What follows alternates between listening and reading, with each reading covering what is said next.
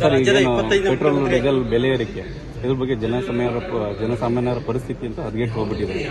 ಅದ್ರ ಬಗ್ಗೆ ಏನು ಹೇಳ್ತೀವಿ? ಇಲ್ಲ ಸರ್, ನಾವು ಪುಣ್ಯ ಮಾಡಿದ್ವಿ ಭಾರತದಲ್ಲಿ ಹುಟ್ಟಲಿಕ್ಕೆ. ಪ್ರಧಾನಮಂತ್ರಿಯವರ ನಾಯಕತ್ವ. ಇವತ್ತು ಪೆಟ್ರೋಲಿಯಂ ಪ್ರಾಡಕ್ಟ್ ಇಷ್ಟೊಂದು ಕಾಸ್ಟ್ಲಿ ಆಗಿದೆ. ಏನು ಬೇಡಪ್ಪ, ಮೊನ್ನೆ ನಮ್ಮ ಅಭಿಮಾನೋತ್ಸವ ಯಡಿಯೂರಪ್ಪನವ್ರಿಗೆ 2 ಲಕ್ಷ ಪ್ಯಾಕೆಟ್ ಮಜ್ಜಿಗೆ ಬೇಕಂತ ಫೋನ್ ಮಾಡಿದೆ. ಅವ್ರು ಹೇಳಿದ್ರು ಲೂಸ್ ಮಜ್ಜಿಗೆ ಕೊಡ್ತೀವಿ, ಪ್ಯಾಕೆಟಲ್ಲಿ ಕೊಡ್ಲಿಕ್ಕೆ ಆಗಲ್ಲ. ಕಾರಣ ಏನಂದ್ರೆ ಅದಕ್ಕೂ ಕೂಡ ಪೆಟ್ರೋಲಿಯಂ ಮೆಟೀರಿಯಲ್ ಬೇಕಾಗುತ್ತೆ ಪ್ಯಾಕೆಟ್ ಪ್ರಿಪೇರ್ ಮಾಡಲಿಕ್ಕೆ.